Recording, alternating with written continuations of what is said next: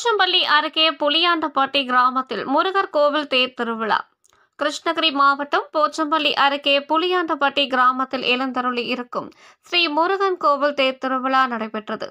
நிகழ்ச்சியில் ஊர் பொதுமக்கள் முன்னிலையில் மிக விமர்சையாக நடைபெற்றது. இந்நிகழ்ச்சியில் தேர் இழுத்தல், மயில் காவடி, புஷ்ப காவடி, கரகாட்டம், அழகு குத்துதல் என பல்வேறு நிகழ்ச்சிகள் நடைபெற்றது.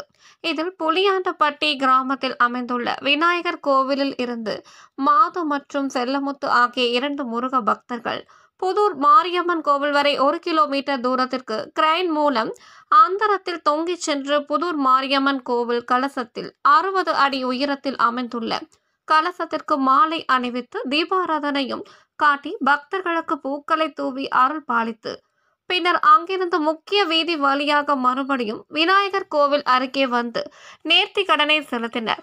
அன்று இரவே பக்தர்கள் பழனி மலைக்கு சென்றனர். இதில் புளியாண்டப்பட்டி ஊர் பொதுமக்கள் மற்றும் பக்த கோடிகளுக்கும் காலை முதல் அன்னதானம் வழங்கப்பட்டது.